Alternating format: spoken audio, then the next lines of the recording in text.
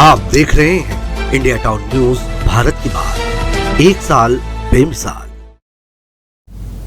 नमस्कार, स्वागत है आपका इंडिया टाउन न्यूज पर और मैं हूं आपके साथ प्रगति ठाकुर और मैं हूं आपके साथ मुस्कान साहू। स्वागत करती हूं आप सभी का हमारे खास बुलेटिन खबरें दिन भर में। चलिए खबरों की शुरुआत करने से पहले नजर डालते हैं हेडलाइंस की ओर। धूमधाम से मना डोल ग्लारस का पर्व, श्री कृष्ण के बाल रूप को कराया गया नौका विहार, रानी सागर तालाब में उमड़ी भक्तों की भीड़।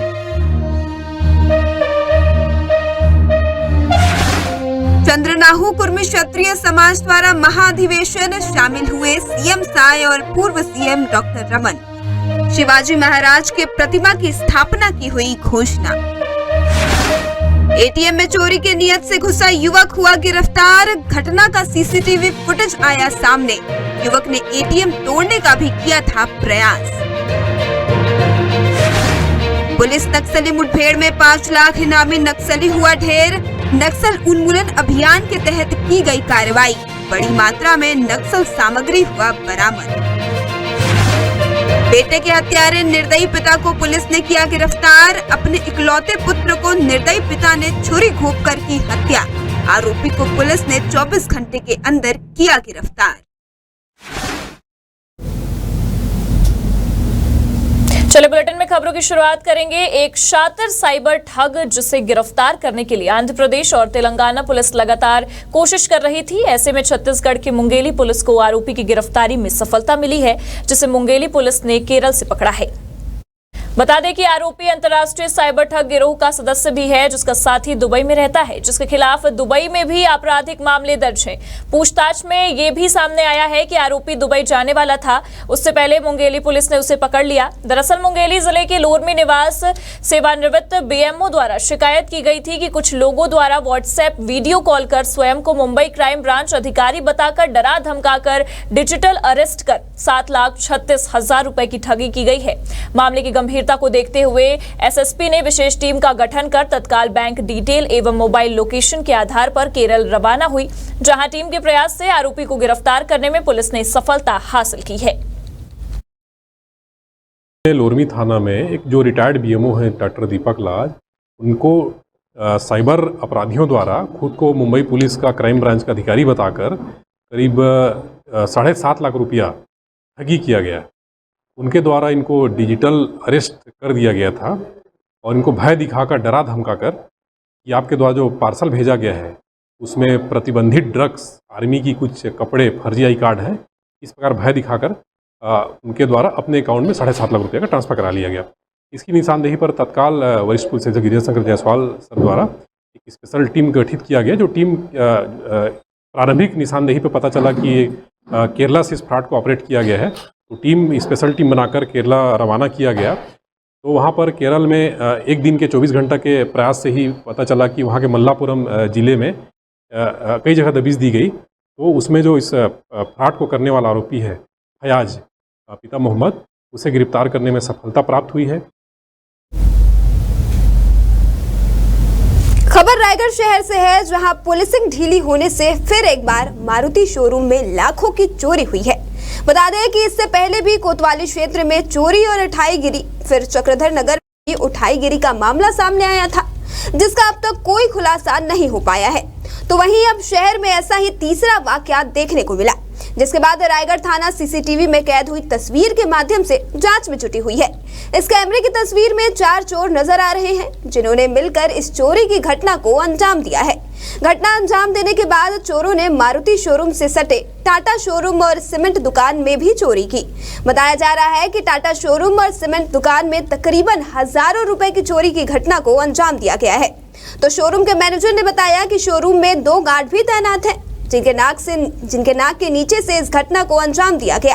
देखिए रायगढ़ से हमारे संवाददाता दीपक शोभवानी की ये पूरी रिपोर्ट। जी हाँ, हमको यहाँ सूचना मिला था कि रात में चोरी हुआ है। हम अपनी टीम के साथ cyber team, dog squad, FSL team के साथ आए हुए और यहाँ सभी स्टाफ से पूछताछ किया जा रहा है। उनके द्वारा लगभग 6 से 7 लाख की चोरी बताई जा रही है। पैसा कहाँ से आया, कैसे आया और कैसे चोर आए, सभी फुटेज भी हम देख रहे हैं, जांच जा रही है। अभी कुछ भी बताना मुश्किल है, क्योंकि हम तो सभी एंगल से देख रहे हैं कि बाहर की टीम है या लोकल की टीम है। इससे पहले जो चोरियां हुई है शहर में और आसपास, सभी कुछ चीज़ें देखी जा रही है। और हमारे यहाँ चोरी हुई है, चोर आए वर्कशॉप में, पहले वर्कशॉप में चोरी की है, उसके बाद फिर ऊपर शोरूम से सेल्फ उठा कर। कितने की चोरी हुई सर? ये लगभग 7,64,000 रुपए की चोरी। सर मौके पर गार्ड, हाँ ऑब्वियसली गार्ड थे, गार्ड गेट पे थे, और ये करीब 40 मिनट की घटना है। चोर आने से वापस जाने के वक्त मतलब गार्ड सामने गेट पे थे। सर गेट पे 2 गार्ड। लापरवाही कैसे ही बोलेंगे कि लापरवाही नहीं है, ये है कि उन लोग गेट से पीछे नहीं आए, जहाँ पे अंजाम हुआ वहाँ तक गार्ड। नमस्कार, मैं दीपक और रायगढ़ शहर की इस वक्त की एक और बड़ी खबर, जहां आप पूर्व में देखे थे कोतवाली क्षेत्र में जिस तरीके से चोरी की घटनाएं बढ़ती जा रही थी, वहीं मामलों पर एफआईआर तो दर्ज हुए, परंतु आरोपी अभी तक फरार है, पुलिस की पकड़ में नहीं आए। तो वहीं आज रायगढ़ क्षेत्र के ही थाना कोतरा रोड स्थित टाटा शोरूम और मारुति सुजुकी शोरूम में भी बीती रात चोरों के द्वारा चोरी की गई है। यहाँ पर तकरीबन लाखों की रकम बताई जा रही है चोरी की। और बात चोरी की यदि करें तो रायगढ़ शहर आप देख सकते हैं चोरी के मामले में जिस तरीके से बढ़ते जा रहा है। और हाल ही में थाना चक्रधर नगर में भी सोने चांदी जेवरात की दुकान में भी उठाईगिरी हुई थी। मामला देखना यह है कि रायगढ़ शहर में जिस तरीके से चोरों का दबदबा बना हुआ है, चोरों और चोरी की जिस तरीके से घटना बढ़ती जा रही है, आप उसी को देखते हुए अंदाजा लगा सकते हैं कि रायगढ़ शहर जो है अब सुरक्षित नहीं है। अब देखना यह है कि रायगढ़ शहर में एक और थाना अभी भी फिलहाल सुरक्षित है, जूट मिल थाना। देखना यह है कि कहीं अब ये रायगढ़ में तकरीबन 4 थाने हैं, चारों में 3 थानों क्षेत्र में तो डकैती, लूटपाट जैसी और चोरी जैसी घटनाएं तो अंजाम को दिया जा चुका है। अभी एक थाना क्षेत्र बचा है। देखना यह है कि अब ये थाना क्षेत्र, जूटमिल थाना क्षेत्र जो है कितने दिनों के लिए सुरक्षित है। अब क्या चोरों की या डकैतों की नजर अब थाना क्षेत्र में, जूटमिल थाना क्षेत्र में निगाहें अब बनी है या नहीं बनी है, ये भी एक सवाल का विषय है।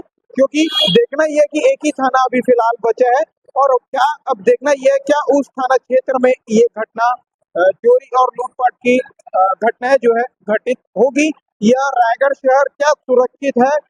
जिस तरीके से पुलिस बताती है कि रात के समय पुलिस की जो गश्त पेट्रोलिंग है वो निकलती है, सवाल ये भी है कि रायगढ़ के कई चौकीदार जो चौक चौराहों पे दुकानों में चौकीदारी करते हैं, कॉम्प्लेक्स में, सोसाइटियों में, उनका भी कहना है कि रात को पुलिस की जो पेट्रोलिंग है आज तक हमने देखी नहीं है।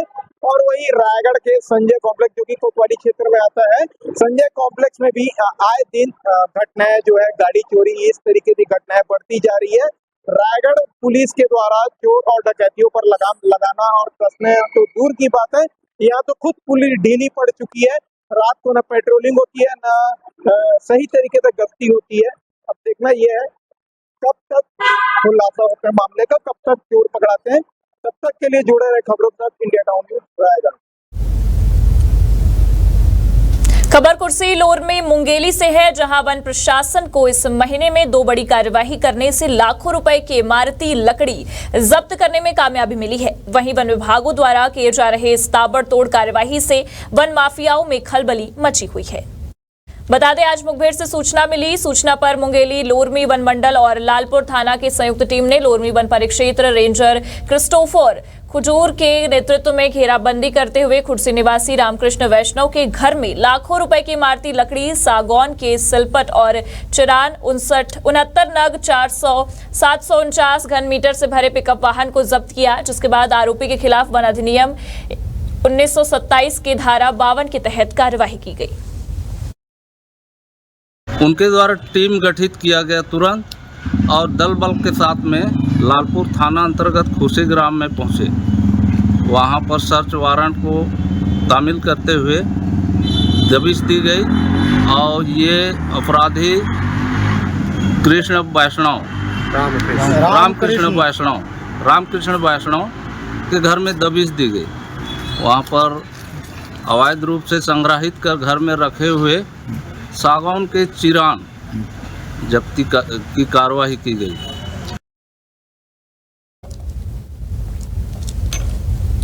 कोंडा कोंडागांव सिटी कोतवाली अंतर्गत ग्राम पंचायत उमरगांव के भैंसा बेड़ा में हथियारबंद अज्ञात नकाबपोशों द्वारा ग्रामीण के घर में घुसकर हमला किए जाने का मामला सामने आया है। इसके बाद परिवार में बचे शोर शराबे के बाद पड़ोसियों और परिवार ने हिम्मत दिखाते हुए 2 हमलावरों को पकड़कर पुलिस के हवाले किया है। कोंडागांव के जिला अस्पताल में ग्रामीणों के मारपीट से घायल 2 हमलावरों का उपचार जारी है। मामले में ग्रामीण दिलीप यादव व उनके परिजनों के अनुसार रात लगभग 1:30 बजे 22 नकाबपोश हथियारबंद युवक उनके घर पहुंचे। नकाबपोश युवकों द्वारा ग्रामीण दिलीप को बंधक बनाकर रुपयों की मांग करते हुए उसे अपने साथ ले जाने लगे। तभी शोर शराबे के बीच ग्रामीणों और परिवार के अन्य सदस्यों ने नकाबपोशों को घेर लिया, जिसके बाद सभी को मौके से भागना पड़ा, लेकिन 2 आरोपियों को ग्रामीणों ने पकड़ लिया। आज रात को एक बजे लगभग 1 बजे ये 20 से 22 लोग आए थे यहाँ किडनैप करने और पूरा चेहरा को ढक के बांध के मारे। उन लोग ब्लोरो और कार से आए थे, चाकू पूरा हथियार लेके आए थे। तो तुम लोगों के घर में कैसे घुसे? क्या घर में घुसे? तोड़ लाख किए और तोड़े और घुसे। तुम लोग को कैसे पकड़ पाए? मैं बाहर बाकी लोग चिल्लाने से भाग गए, 2 लोग को पकड़े। कोंडागांव जिले के औरंदा बेड़ा थाना क्षेत्र में एक पिता ने अपने ही बेटे को आपसी विवाद के चलते धारदार हथियार से घोंपकर मार डाला है। मृतक की पत्नी ने थाने में रिपोर्ट दर्ज कराई है, जिसके आधार पर औरंदा बेड़ा थाना पुलिस ने हत्यारे आरोपी को 24 घंटे के भीतर ही गिरफ्तार कर रिमांड पर जेल भेज दिया है। बता दें, पुलिस से मिली जानकारी के अनुसार औरंदा बेड़ा थाने में रजाई बाई नाग पहुंची और उसने रिपोर्ट दर्ज कराया कि 13 सितंबर को उसके ससुर लक्ष्माराम नाग अपने इकलौते बेटे को खेत में काम ना करने को लेकर गाली गलौज दे रहे थे, जिसके बाद पिता पुत्र में हाथापाई हुई और तभी अचानक आरोपी पिता ने पास में रखे छुरी से अपने पुत्र दल सिंह के पेट में नुकीली धारदार छुरी से वार कर दिया, जिससे उसकी मृत्यु हो गई। रिपोर्ट के बाद थाना औरंदा बेड़ा ने तत्काल कार्रवाई करते हुए आरोपी लक्ष्माराम को 24 घंटे के अंदर ही गिरफ्तार कर न्यायिक रिमांड पर भेज दिया है।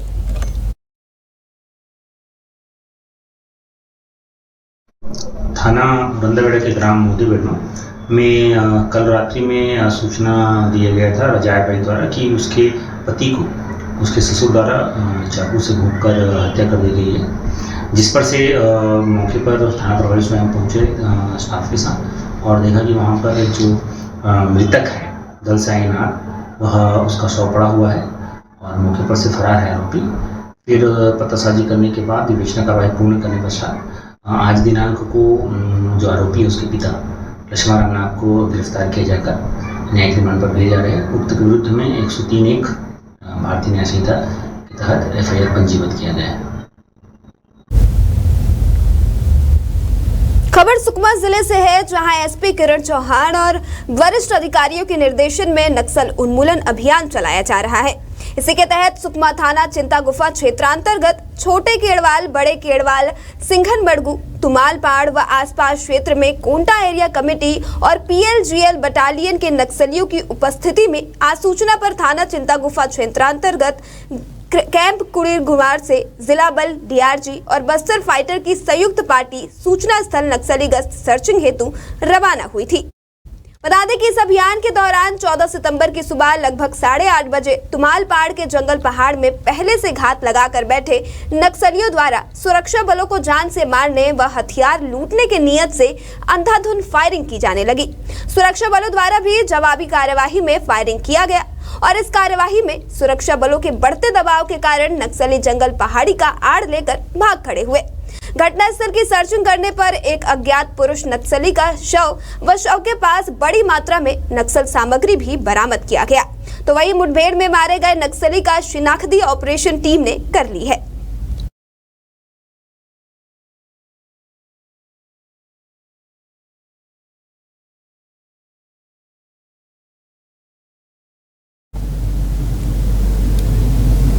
खबर कोंडा गांव से है, जहां जिला मुख्यालय स्थित केनरा बैंक के एटीएम में बीती रात एक युवक के द्वारा चोरी करने की कोशिश की गई। इस दौरान इस घटना का सीसीटीवी फुटेज भी सामने आया है, जिसमें युवक ने एटीएम तोड़ने का प्रयास किया था। इस दौरान एटीएम को नुकसान पहुंचा। वहीं इसकी जानकारी लगते ही सिटी कोतवाली पुलिस ने आरोपी युवक को स्थानीय बाजारपारा से गिरफ्तार कर लिया है। आरोपी की पहचान दयालु राम मरापी के रूप में की गई है। फिलहाल आरोपी को विधिवत गिरफ्तार कर न्यायिक रिमांड पर जेल भेजा गया है।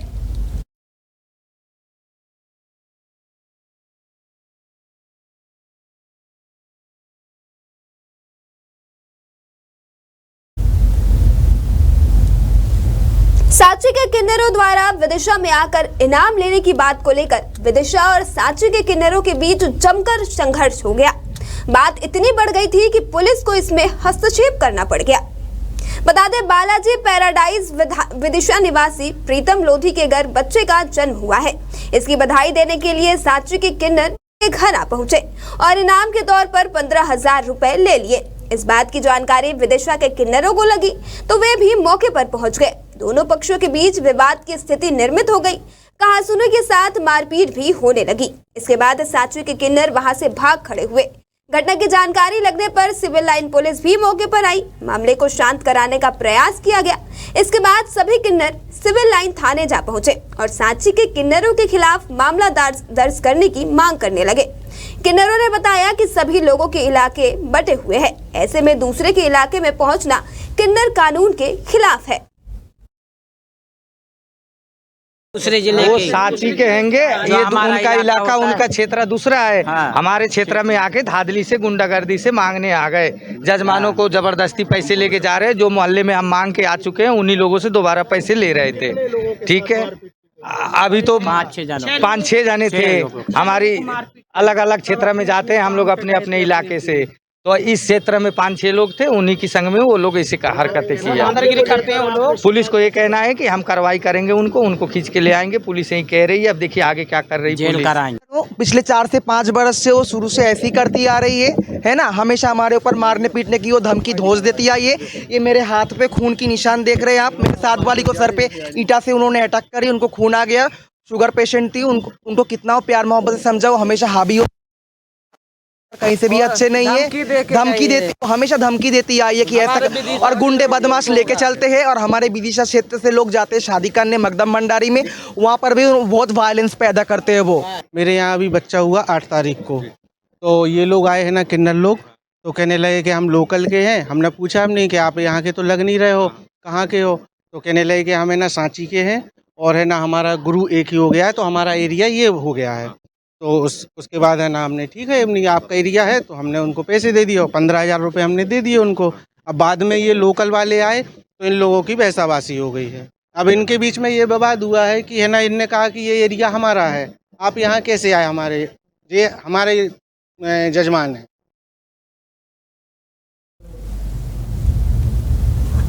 खबर जबलपुर से है, जहां एक अधिवक्ता के साथ मारपीट को लेकर जिला बार एसोसिएशन के लोगों ने थाने का घेराव कर दिया है। बताया गया है कि ब्योहार बाग चौक के पास वकील रत्नेश चौधरी का वाहन नितिन विश्वकर्मा के वाहन से टकरा जाने को लेकर विवाद हो गया और दोनों में हाथापाई की नौबत आई। आरोप है कि नितिन ने वकील राकेश चौधरी को जाति सूचक गालियां देते हुए मारपीट की है। हाईकोर्ट बार एसोसिएशन के उपाध्यक्ष राकेश सैनी बीच बचाव करने पहुंचे तो उनके साथ भी नितिन विश्वकर्मा ने मारपीट की है। घटना से आक्रोशित वकीलों ने बेलबाग थाने का घेराव कर दिया है और आरोपी की शीघ्र गिरफ्तारी की मांग की है। न्यायालय का काम निपटा के अधिवक्ता श्री रत्नेश चौधरी जी अपने घर जा रहे थे।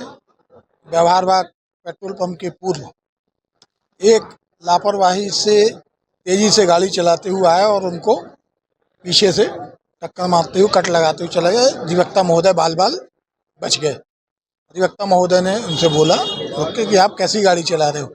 वो गाड़ी से उतरे और सीधे माँ बहन की गाली देते हुए उन पर झपट पड़े। उसने वकील को वर्दी में, यूनिफॉर्म में वकील के ऊपर हाथ उठाया और जब इतने वरिष्ठ अधिवक्ता सैनी साहब रुके और वो भी यूनिफॉर्म में थे, उन पर हाथ उठा दिया। ये वो हो सकता है कोई बहुत बड़े प्रभावशील व्यक्ति से संबंधित हो और उसका प्रभाव दिखाते हुए उसने अपना प्रभाव दिखाया।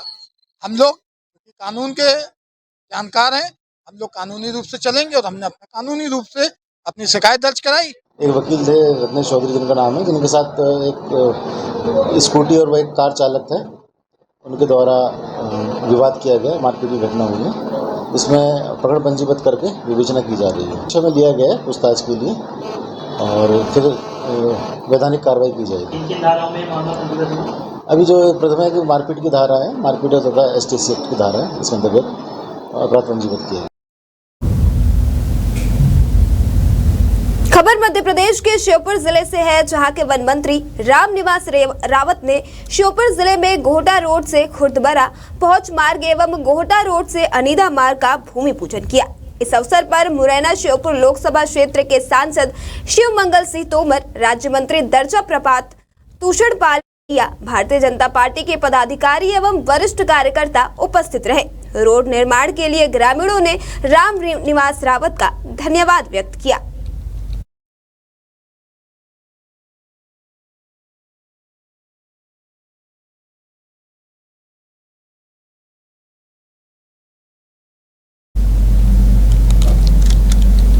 मुख्यमंत्री डॉक्टर मोहन यादव ने पाम, सोयाबीन और सूरजमुखी तेलों के आयात शुल्क को 12.5% से बढ़ाकर 32.5% करने के निर्णय के लिए प्रधानमंत्री नरेंद्र मोदी का आभार व्यक्त करते हुए उन्हें धन्यवाद दिया है। बता दें, मोहन यादव ने कहा कि इस निर्णय से सरसों, सूरजमुखी और मूंगफली की फसलों की मांग में वृद्धि होगी, जिससे इन फसलों के उत्पादकों को लाभ होगा। हम सोयाबीन उत्पादक क्षेत्र से आते हैं और हमें विश्वास है कि इस निर्णय से सोयाबीन की फसल को भी लाभ मिलेगा। मुख्यमंत्री डॉक्टर मोहन यादव ने कहा है कि प्रधानमंत्री नरेंद्र मोदी की सरकार ने प्याज पर न्यूनतम निर्यात मूल्य हटाने और निर्यात शुल्क को 40% से 20% करने का निर्णय लिया है। इससे प्याज का निर्यात बड़े पैमाने पर होगा, जिससे मध्य प्रदेश और देश के किसानों को लाभ मिलेगा। जी की सरकार ने एक और बड़ा निर्णय किया। मैं धन्यवाद देना चाहूँगा मध्य प्रदेश सरकार की ओर से कि हमारे अपने रिफाइन ऑयल के मूल शुल्क बेसिक ड्यूटी को 32% बढ़ाने का निर्णय किया है। इसके कारण से हमारे सभी प्रकार के तेल की फसलें जैसे सरसों, सूरजमुखी, मूंगफल की फसलों का भी मांग बढ़ेगी। और हम तो सोयाबीन उत्पादक क्षेत्र में से आते हैं, सोयाबीन को भी बड़े पैमाने पे इससे लाभ मिलेगा। मैं मान के चलता हूं कि माननीय नरेंद्र मोदी जी, माननीय शिवराज सिंह चौहान कृषि मंत्री, दोनों को धन्यवाद देता हूं, जिन्होंने किसानों के हित में ये बड़े निर्णय किए हैं। मध्य प्रदेश सरकार, केंद्र सरकार लगातार किसान के हितों में इस प्रकार के निर्णय की अपेक्षा भी कर रही थी और जिस प्रकार से MSP बढ़ाई है उसका लाभ हम सबको मिलेगा। पुनः माननीय मोदी जी को धन्यवाद। फसल में खासकर प्याज पर निर्यात शुल्क जो 40% था, इसके कारण से प्याज के दाम कम होते थे। अब इसको 20% माननीय मोदी जी की सरकार के द्वारा किया गया है। इसके 20% करते ही हमारे प्याज का निर्यात बड़े पैमाने पर होगा, जिससे क्षेत्र के किसानों को, मध्य प्रदेश के किसानों को, देश के किसानों को लाभ मिलेगा।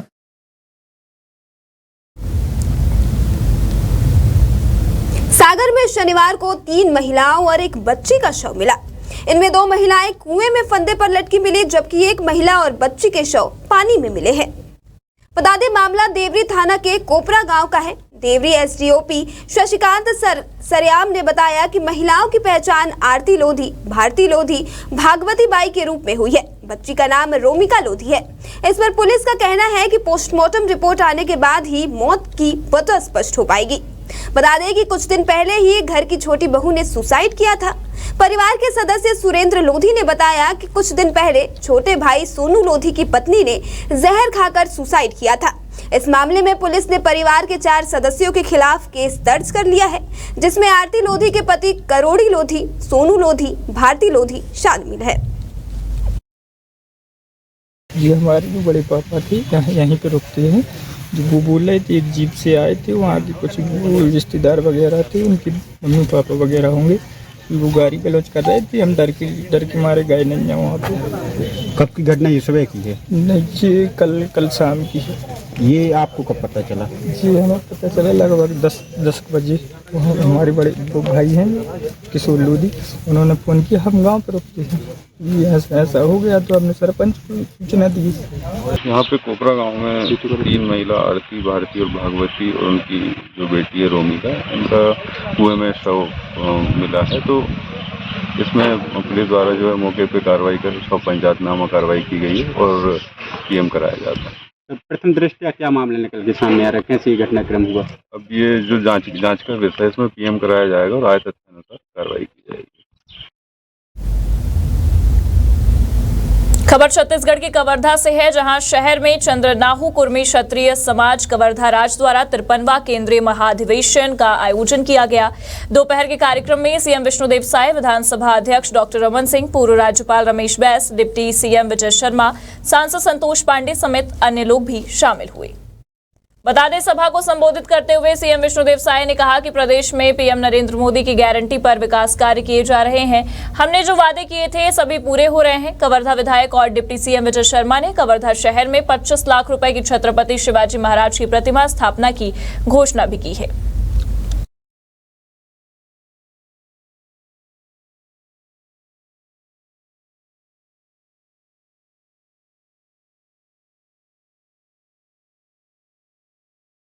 तिरपनवां चंद्रनाहु कुर्मी समाज का महासम्मेलन प्रदेश स्तर का हुआ और माननीय मुख्यमंत्री जी की उपस्थिति में आयोजन हुआ, भव्य आयोजन हुआ। समाज लगातार छत्तीसगढ़ के विकास में भागीदारी है। शिवाजी और सरदार पटेल के वंशज मेहनत और परिश्रम करते हैं, श्रम करते हैं, कृषि पे आधारित छत्तीसगढ़ की अर्थव्यवस्था को मजबूत बनाने में लगे हैं और आज निश्चित रूप से बहुत शानदार आयोजन समाज के भाइयों ने किया। मैं सबको धन्यवाद देना चाहता हूं और मुख्यमंत्री जी ने समाज को आज यहाँ महाविद्यालय बनाने के लिए समाज ने आग्रह किया तो उन्होंने कहा कि समाज महाविद्यालय यदि खुद बना रहा है तो हम जमीन उपलब्ध कराएंगे 5 एकड़। ये बहुत बड़ी घोषणा हुई, मुख्यमंत्री जी का धन्यवाद। महाअधिवेशन बहुत अच्छे से संपन्न हुआ और कुर्मी समाज का इतिहास शुरू से ही बहुत गौरवशाली रहा है, बहुत समृद्धशाली रहा है। शिवाजी महाराज उनका ही वंशज है, सरदार वल्लभ भाई पटेल का ही वंशज है और बड़ा शिक्षित और समृद्ध समाज है। कृषि के क्षेत्र में भी बहुत आगे रहते हैं और बहुत खुशी हुई कि समाज शिक्षा का अलग जगाने के लिए कवर्धा विकासखंड के अंदर एक महाविद्यालय की स्थापना करेंगे और समाज की मांग थी कि यहाँ पर उनको ज़मीन सरकार उपलब्ध कराए और सरकार उनको 5 एकड़ ज़मीन महाविद्यालय की उपलब्ध कराई।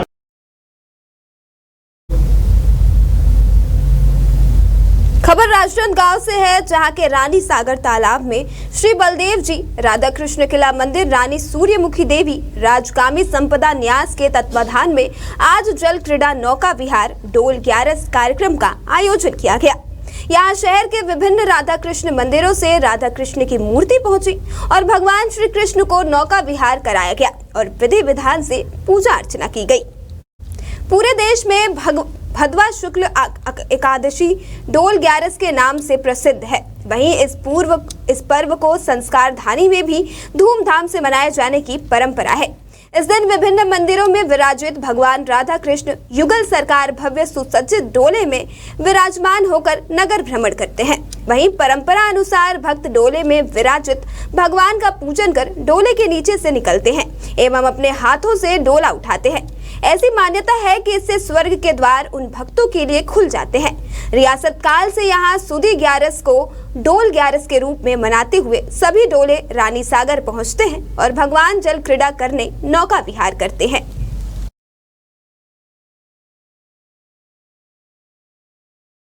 पौराणिक काल से भादवा शुक्ल एकादशी को, जो जल झुलनी एकादशी के नाम से प्रसिद्ध है, विभिन्न मंदिरों के भगवान राधा कृष्ण एवं बाल कृष्ण जल क्रीड़ा करने के लिए अपने अपने मंदिरों से निकलते हैं और शहर के विभिन्न मार्गों में भक्तों को दर्शन देते हुए रानी सागर पहुंचते हैं। आषाढ़ शुक्ल एकादशी को भगवान योग निद्रा में चले जाते हैं और ये आज भादवा सुदी जो एकादशी है उस दिन भगवान करवट लेते हैं और करवट लेने से क्षीर सागर का जल जो है हिलता है, इसीलिए इसे जल झुलनी एकादशी के नाम से जाना जाता है।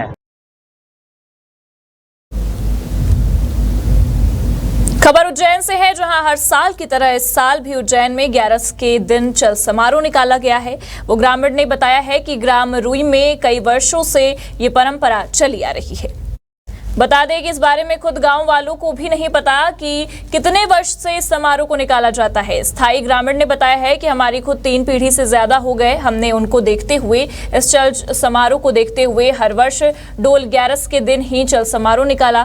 पालकी के अंदर विराजमान भगवान श्री राम जी और कृष्ण जी की मूर्ति साल में एक ही बार डोल 11 के दिन पालकी में निकाली जाती है। ये तो बहुत परंपरा है, बहुत वर्षों तक 1000 वर्षों चल रहा है, परंपरा है। और हम भी, हमारे 2-3 पीढ़ी हो गई देखते देखते ये परंपरा गांव में चली आ रही है सनातन धर्म की, और इस परंपरा को आने वाली पीढ़ी भी निभाएगी और हम भी निभा रहे हैं।